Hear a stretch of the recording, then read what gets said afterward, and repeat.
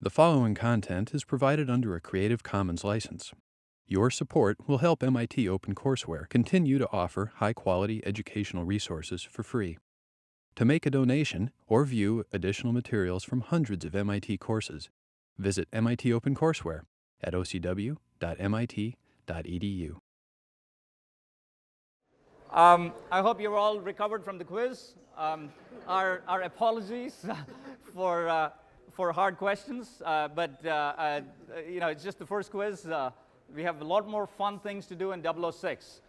So today's lecture is a light lecture. I would even call it a recreational mathematics lecture. And so thanks for coming. I'll make it worth your while. All right? So we're going to talk about irrationals.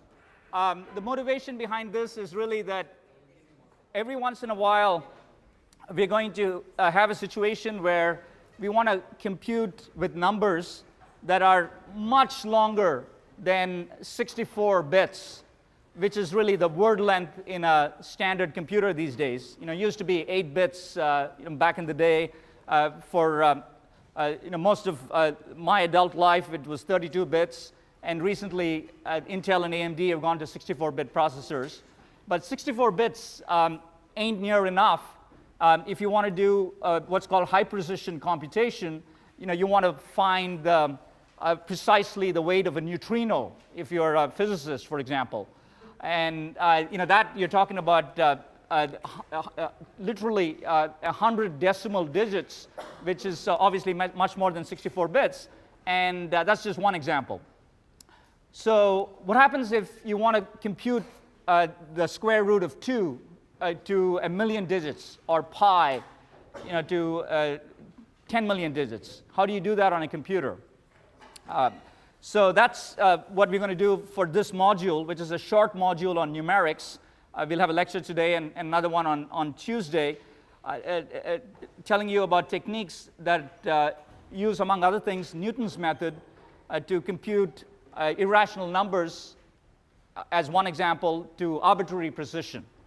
And for your problem set, you're going to look at a different application that corresponds to encryption, RSA encryption, where you have to work with primes. These are now integers, but you work with primes that are thousands of bits long. Right? So again, much more than 64 bits. And so you have to think about how you're going to multiply numbers that are thousands of bits long, how you're going to divide numbers that are thousands of bits long, and that's really the purpose of this module. All right? So let's start off by talking about irrationals. And Pythagoras, whom I'm sure you've all heard of, is credited with the discovery that a square's diagonal and its side are incommensurable. So you can't really express the ratio as a rational number, as a ratio of integers. Right? Now, it turns out that the Babylonians and the Indians knew this way before Pythagoras, but he gets credit for the Pythagoras theorem. And he was also a Greek philosopher. In fact, maybe he was first a philosopher and then a mathematician. And he espoused a philosophy that I guess is called Pythagorean mysticism, that said that all is number. Okay, so the world is about numbers, and he worshipped numbers. His followers worshipped numbers.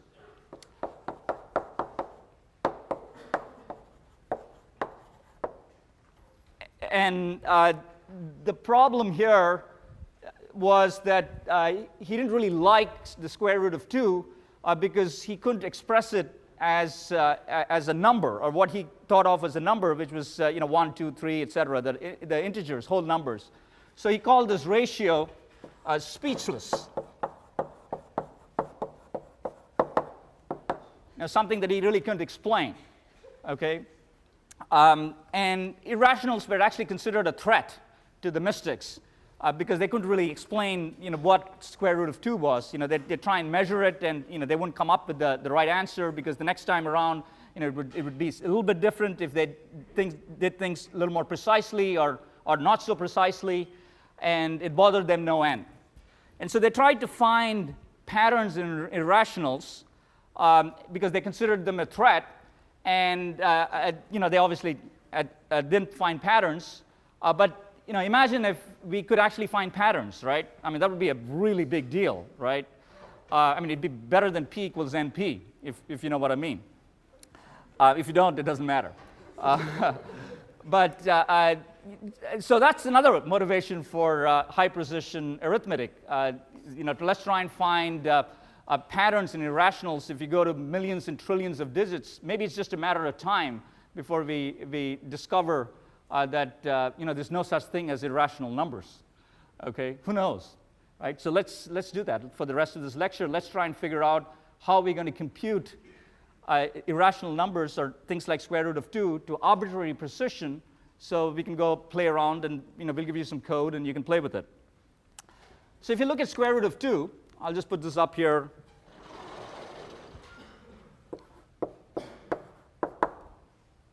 So it's 1.414, and you probably all knew that. Then it's 213, 562, 373, 095, 048, etc. And I mean, I don't see a pattern there. I mean, I see a zero, a couple of zeros here. It's kind of hard to imagine. You'd probably want to think of a computer program that generates square root of 2, and then maybe a different computer program that's looking for patterns, right? So let's not worry about the square root of 2. I want to digress a little bit. I did say this was a bit of a recreational mathematics lecture. And let's talk about something completely different, which are Catalan numbers. So these are really my favorite numbers in the world. And people like primes. Some people like irrationals. I like Catalan numbers. Okay, Catalan numbers they show up all over the place. And how many of you know what Catalan numbers are? Oh, good. Excellent. So Catalan numbers have a recursive definition. You can think of them as representing the cardinality of the set P of balanced parentheses strings. And we're going to recursively define these strings as follows. We're going to have lambda belonging to P, where lambda is the empty string.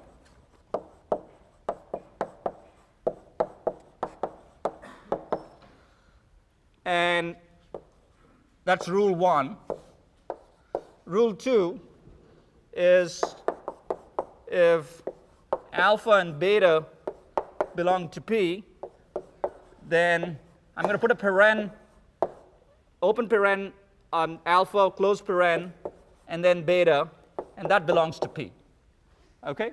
So you iteratively or recursively apply this rule over and over, and you start getting strings that are balanced, right? So this is balanced. Now that's not balanced. This is not balanced. And so on and so forth. Obviously, things get more complicated in terms of the parentheses when you have more brackets or parentheses. And so the nice thing about this definition is that you can get every non-empty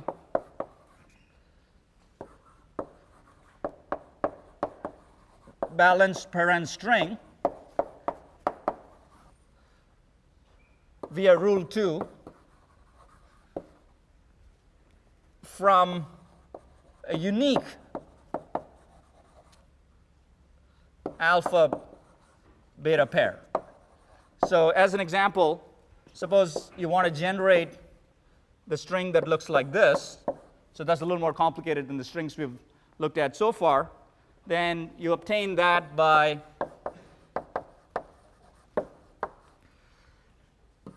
having alpha be this simple string, and then you put the brackets around that, and then your beta corresponds to this. right? So now alpha and beta were previously generated. So if you apply rule 2 to the empty string, with alpha being the empty string and beta being the empty string, then you get this thing here. And obviously you could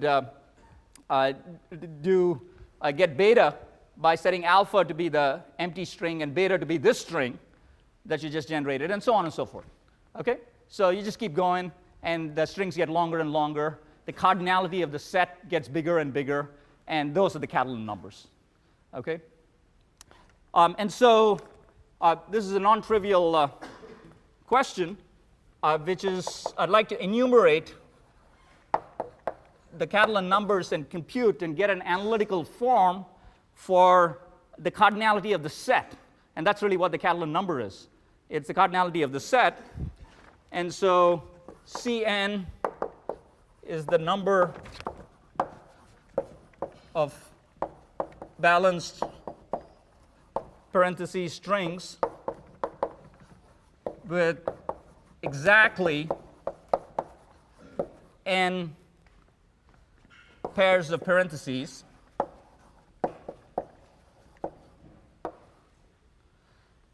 and I have C0 equals 1, which is my base case,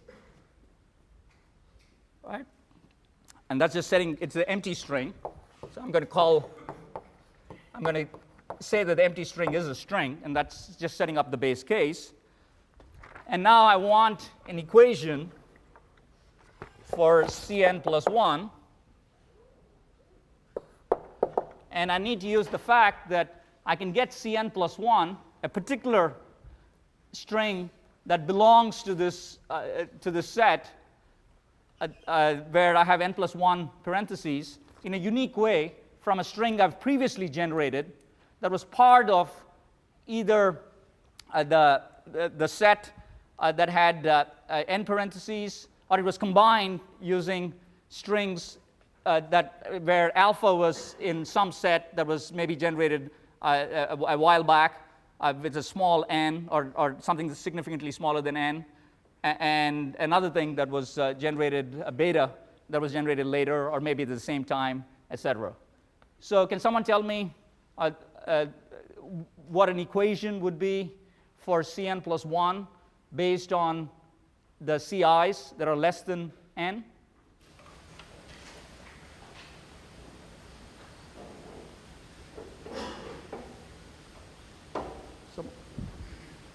So what about C1? Maybe I'll ask, what about C1? What's C1? 1, right? C1 is 1, because all I have is this string. That's the only balanced string, right? Now I have C0 and C1. What's an equation for C2 in terms of numbers? I want a number for C2 based on C0 and C1. Someone? Yeah? C0 plus C1? No, not quite right. How many strings do I have? C0 plus C1. Yeah, actually, you're right.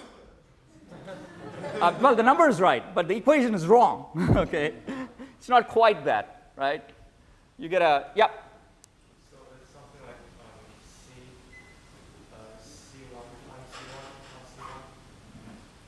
C1 times C1 plus C1.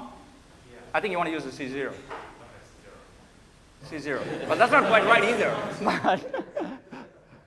Someone else. Yeah, okay, you. C0 times C1. C2 would be C0 times C1 plus C1 times C0. Okay? And you're setting the alpha. So here's the thing. You set the alpha and you choose the alpha, and then you choose the beta. Okay? And there's a couple of different ways that you could choose the alpha.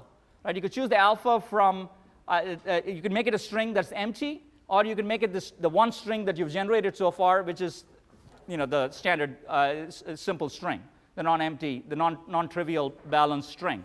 And you could do that a couple of different ways with the alpha, and that's why you have two terms over there. All right. So the number in terms of all the equations I got, they all came out to be the same. It's 2, and that's correct. Okay. But this is the equation for it. And so now tell me what a general equation is for Cn plus 1 based on what we've learned so far for the C2 equation. Yeah, back to you. So C0 times Cn plus C1 times Cn minus 1 all the way to Cn times C2. Perfect. Okay, good. That deserves a cushion. All right, good. No, that wasn't me. That was you. And put it right there, right? Bread basket, right? So Cn plus 1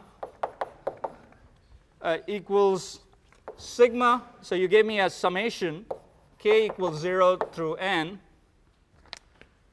ck Cn minus k, where n is greater than or equal to 0. Okay? And you can figure this out. It's not particularly important as to exactly why this is true. You can think about it offline. But the interesting thing is that this is a generator, obviously, and it's going to give you a nice looking set of numbers. And I came in early and and wrote the Catalan numbers up on the board, going from C0, C1, C2, etc., just in case you ever see these numbers in real life, right? Or when you're writing computer programs, or you're driving on the road, the next time you see a license plate 4862, turn around and tell your mom or dad, hey, that's the Catalan number, right? And maybe she'll be impressed, right? This, of course, you're not going to see on a license plate, but you could always make up a bumper sticker or something, and you could have, the C17 as being a bumper sticker on your car, right? I mean, that's the kind of thing I'd do. But anyway, so just in case you see these numbers, we might come back to this a little bit later in the class. But yeah, 42 is on that list. Yeah, it has to be. 42 is on every list, right? 42 is the answer to every question. Right? I'm glad you guys didn't put 42 down in the answer to every quiz question. It doesn't quite work, all of the time. All right? But most of the time, 42 is a good answer. Okay? Most of the time. Right? Okay, good. All right. So let's get down to business, right? So we talked about Catalan numbers. It's a digression. If you see them, you'll recognize them, I think. Let's talk about how we could compute. Let's go back to irrationals and talk about how we could compute square root of 2 and other things to arbitrary position. So what I want to do is to talk about Newton's method.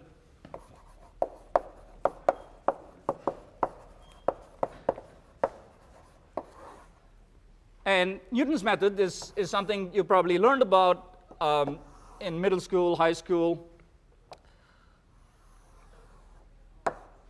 And let's say you have a function y equals f of x, where this is x and that's y, the coordinate axes.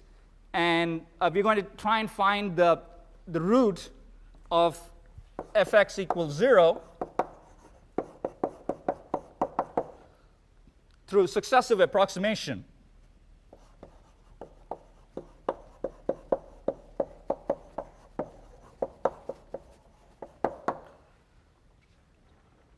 And for example, we might have f of x equals x squared minus a, right? And if a is 2, then you're trying to use Newton's method to find the root, and you're going to end up with trying to compute square root of 2, or plus minus square root of 2 in this case.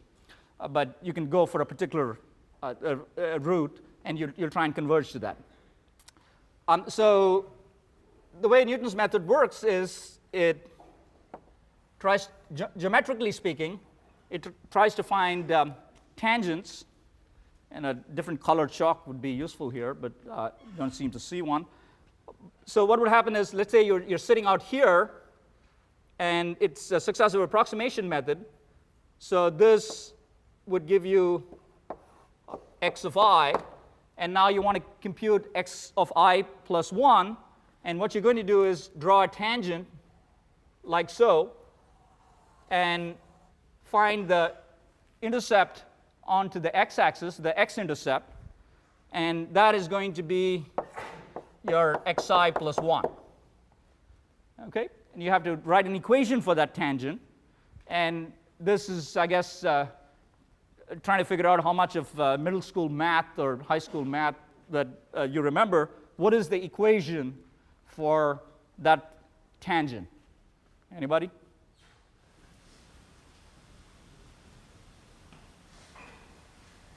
The equation for that tangent. What do you do in order to compute that tangent? Give me a name. Derivative, thank you. So what's the equation for that tangent? Y equals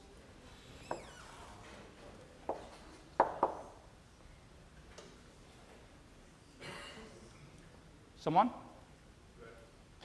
It's a good thing your middle school, high school teachers aren't here, huh? Not you. You already got a cushion. Someone else? Someone else? All right, I'll start giving you some hints here. F of xi plus f prime xi. Thank you, thank you. All right, you get a cushion. I'm getting whatever it takes, you know. Here you go. Yeah, that was left-handed, by the way. I'm actually right-handed, as you know. Right. So what do we have here? So we have f prime xi. Now, come on, let's finish it. Finish it. Times x minus xi. Thank you. Okay, so now I get it. You thought this was too simple a question. You guys were insulted by the question, so that's why you didn't tell me what it was. At least that's what I'm going to pretend to make myself feel better. So y equals f of xi plus f prime xi, which is the derivative of f evaluated at xi times x minus xi. That's the equation for the line. Okay, and that's essentially what we have to do to compute things like square root of 2, which is iteratively apply Newton's method. The only problem is, this is all good in theory, that we can do, take that equation and turn it into xi plus 1 equals xi minus f of xi divided by f prime of xi.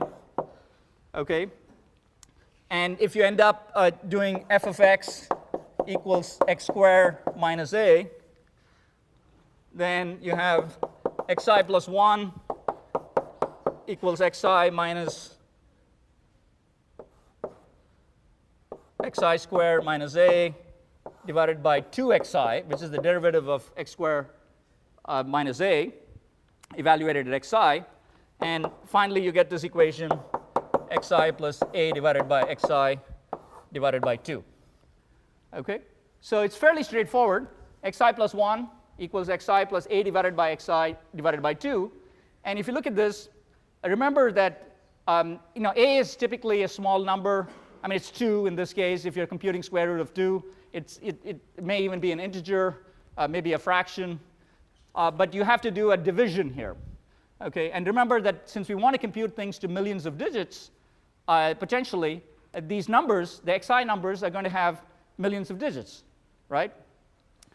And so if you end up running this Newton method on a equals 2, then if I simulate what happens without worrying about the implementation, then this is what you'll get.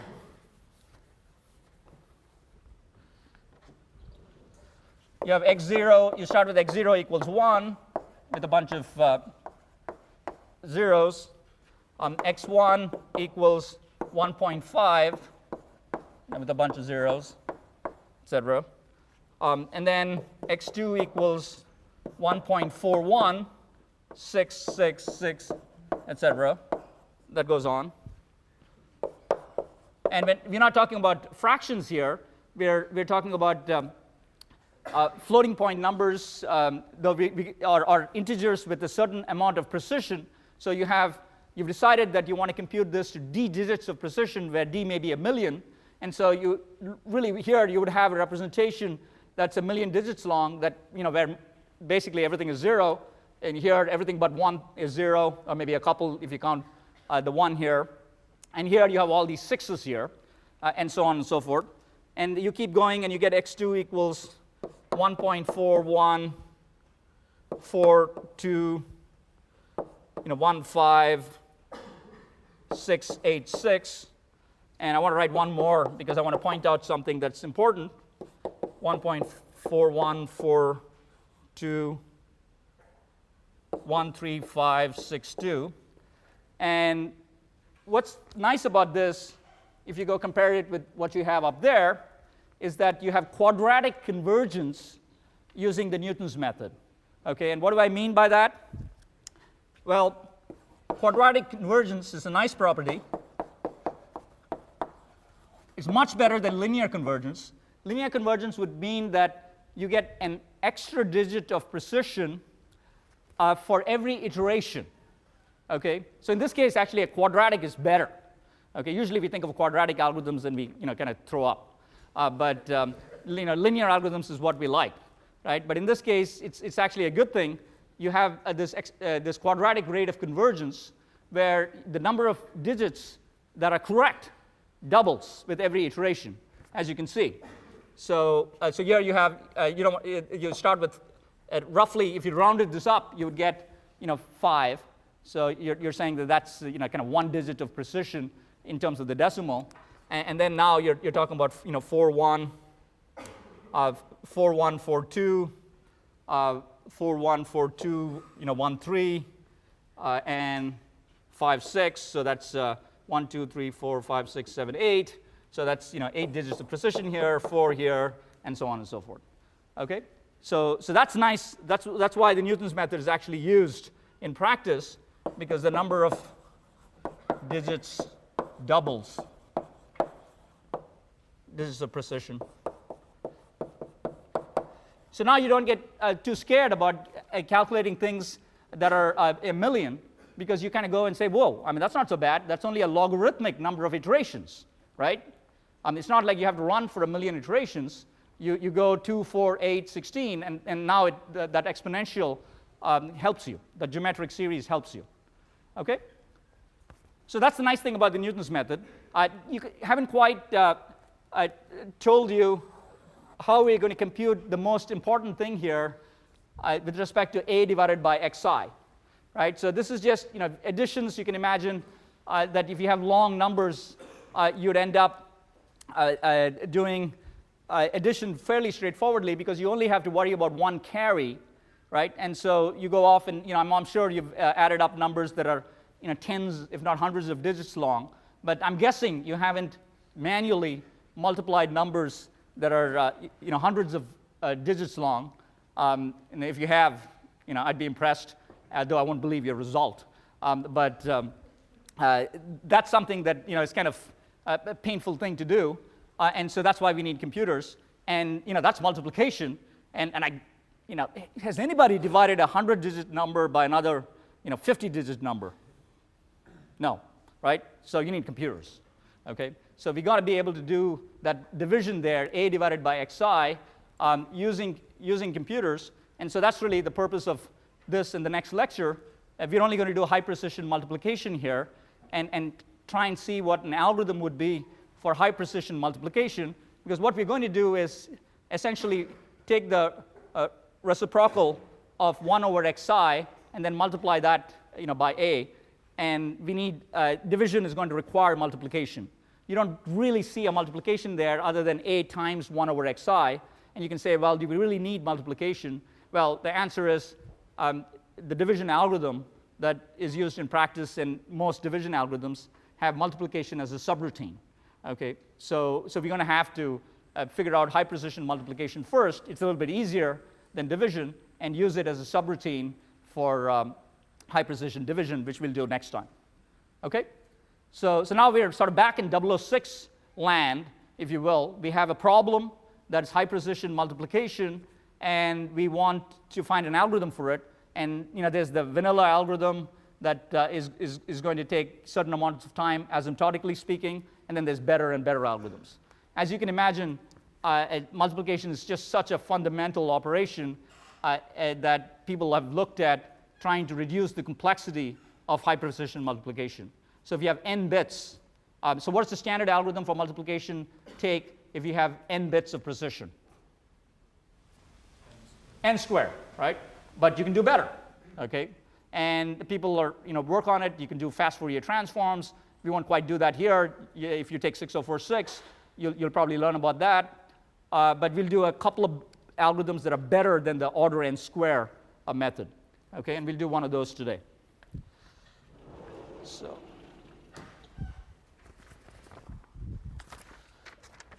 So the way we're going to work with integers, one little point that I need to make before we move ahead here is generally we're going to say, for the purposes of 006, that we know the digits of precision up front. Okay, so if we want d digits of precision, maybe it's 42, maybe it's 125. In the case of your problem set in RSA, we're going to have 1024-bit numbers, maybe 2048. So we know d beforehand, right? And so what we want is an integer which is 10 raised to d times square root of 2 of floor, and which is essentially the same as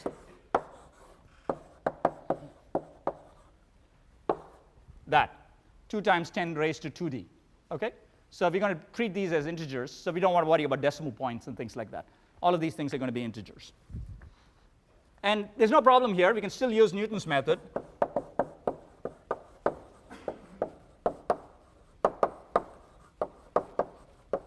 It just works on integers. And let's take a look at how we would apply Newton's method in standard form.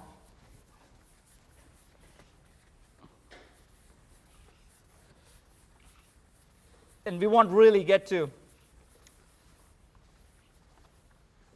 the part where we're going to go from division to multiplication today, as I said. We're just going to look at how you can multiply two numbers.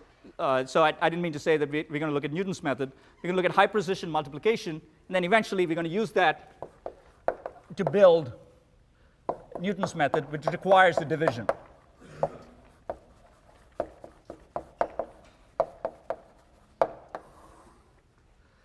So I have two n-digit numbers.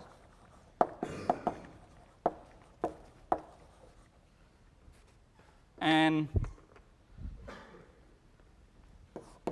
the radix could be, the base could be 2, 10, normally, doesn't really matter. 0 less than x, less than y, strictly less than r raised to n. That's standard for the ranges. And what I have here is, the way I'm going to do this is use our favorite strategy, which is divide and conquer. Because I have n, which is large, need to break things down, break it into n by 2 digit multiplications. And when finally I break things down and I get down to 64 bits, I just run one instruction on my computer to multiply the 64-bit numbers. And standard machines, you could get 128 bits of result back when you multiply 64-bit numbers, right? So in some sense, you only go down. You don't go down to 1 bit. You go down to 64, and your machine does the rest. So what we have here is you set x to be x1, where x1 is the high half, r raised to n over 2 plus x0. So x1 is the more significant half, and x0 is the low half. And the same thing for y. y1, r raised to n over 2 plus y0. And you have now the ranges change. X0 and x1 are smaller. So that's what you have for x0 and x1.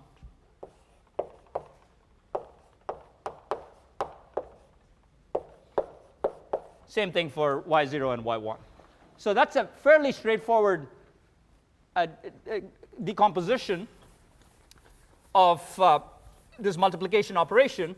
And again, if you do things in a straightforward way, you will create a recursive multiply, as I'll write here.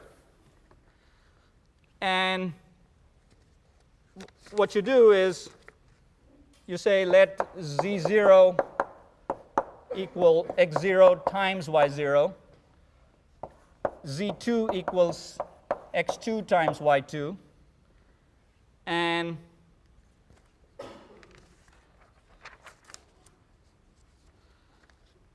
I missed z1, but z1 equals x0 y1 plus x1 y0. And I have overall z equals xy equals x1 y1 times r raised to n plus x0 y1 plus x1 y0 times r raised to n over 2 plus x0 y0. And this part here was z0. This part here was z1. And this part here was z2. And if you look at it, you need 4 multiplies, right?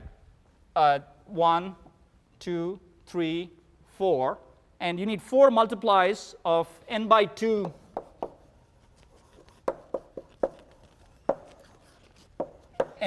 digit numbers. And by now, after you've prepared for quiz 2, I will just say that it will take theta n square time, okay? Because your recursive equation is tn equals 4t of n over 2, okay, plus the linear time that you take for addition.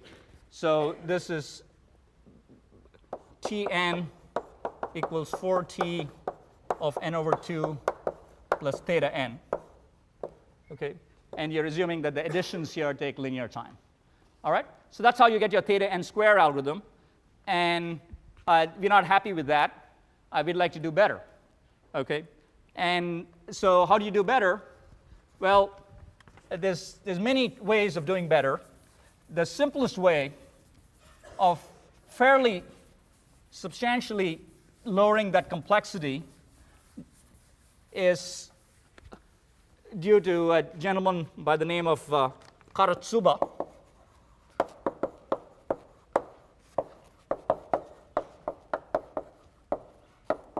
This is one of those things where if you were born early enough, you get your name on an algorithm. And what happens here is, using the z's that I have out there, you essentially say, look, I know z0 equals x0 and y0. I'm going to go ahead and multiply. z2 equals x2 and y2.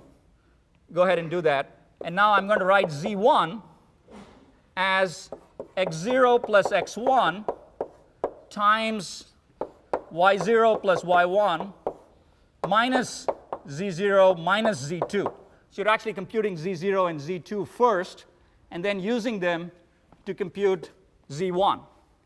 Okay? So someone tell me why this is interesting, and just take it all the way to the complexity of an algorithm. What is, explain to me why this is interesting and why Karatsuba's algorithm has, I'll give it away, a lower complexity than theta n square, but tell me what it is. Right? Someone? Someone other than you? Someone way at the back. Yep, out there. N raised to log base 2 of 3. That's exactly right. And why did you get that? Explain to me how you got there. You're using 3 products.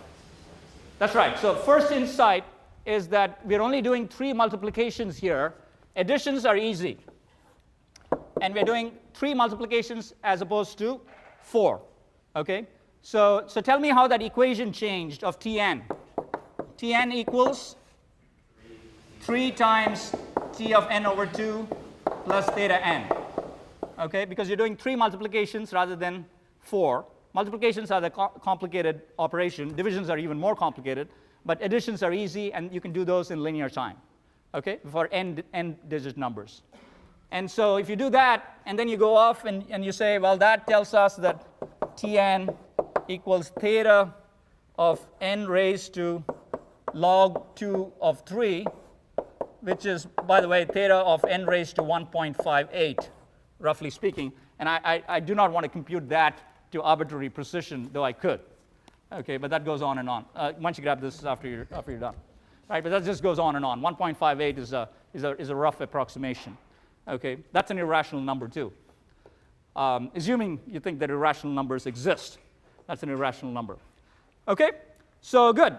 That's really all I had. By the way, it's 1.58490.625. I really should have written that down. 1.58. In the context of this lecture, I think it's important that we get at least a few digits of precision. Okay. Now you can imagine that you could do better than this, and it turns out that we'll talk a little bit about this next time. But you can imagine breaking this up into not n over 2 chunks, but n over 3 chunks, right? Why don't I just break up x into the top third, the middle third, and then the bottom third, and then try and see if I can get away with fewer than 8 multiplications, right? Because the original thing would have taken 8, and if I can do less than 8, maybe I can reduce that 1.58 number. Okay, so that's a little bit of a preview for what we'll do next time. But what I'd like to do is do a demo, and I want you to run that. It's out there, so blank that out for a second, right? What I'd like to do is really look at it a different problem than square root of 2, and show you a demo of code that Victor wrote that computes this particular quantity that you would argue is irrational to arbitrary digits, though we'll probably only go up to about 1,000 or so today. And we'll just look at root 2 is kind of boring, right? It's been around for a while. Let's go back and remember high school geometry. Okay, so I think your high school teachers would like this lecture. Nice little review. So what is that? Well, that's supposed to be a circle. Okay, in case you had forgotten, right? That's supposed to be a circle. Okay, and the circle here is a really big circle. Okay, it's 1 trillion units long. All right. I'm into big numbers today. Okay, big numbers. All right, and the center of the circle is C. Okay, C for center. That is what's called a radius, in case you'd forgotten. Okay, and that's B, and this is also a radius. Okay, and that's A. All right, and what I'm going to do is I'm going to drop a little, I guess, the perpendicular down, which is 1 unit high. So the way that this is structured is that this is 1 unit high. This obviously is, someone tell me what that is. CB. 500 billion, right? That's 500 billion. And obviously CA is 500 billion, right? And if I call this D, somebody who remembers high school or middle school geometry, give me an equation for AD, and that's definitely worth the cushion. Okay? So what's an equation for AD, guys? Yeah, go ahead. The radius 500 billion minus the Square root of, yeah. minus the square root of 500 billion squared minus 1. Perfect, perfect. Okay, good. So AD equals AC minus CD, and that is going to be $500 billion. Okay, that's 500 billion. You know, that's a little bit less than bailout money, but you know, it's close. 500,000 minus square root of 500. This, when you start squaring this, of course, now you're in real big money. But 500,000 square minus 1. Okay, so forget the square root of 2. You can put the screen down. So is it on, the projector? It's on, it's just muted. Okay, you can turn that on. So what we're going to do is, I'm just going to show you the digits of this crazy quantity being computed to tens of thousands of digits. And you'd argue that this is something clearly that isn't a perfect square, right? I mean, you took a perfect square, subtracted 1 from it, and so you have an irrational quantity that's going to go on. And let's see what numbers, what it looks like, right? Okay? So.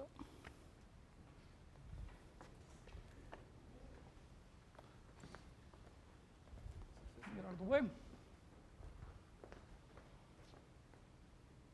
I hope you can see from the back. Oh man, really? Looking pretty good so far. Looking pretty good. Okay. Somebody see the numbers somewhere else? Have you seen these numbers before? No. Like 20 minutes ago? Like right in front of you? Okay? All right. So I think that's a good place to stop. All right? If you want an explanation for this, I think you can go to section tomorrow. I'm getting you some attendance tomorrow. All right? Happy to answer questions about the rest of the lecture. And thanks for coming.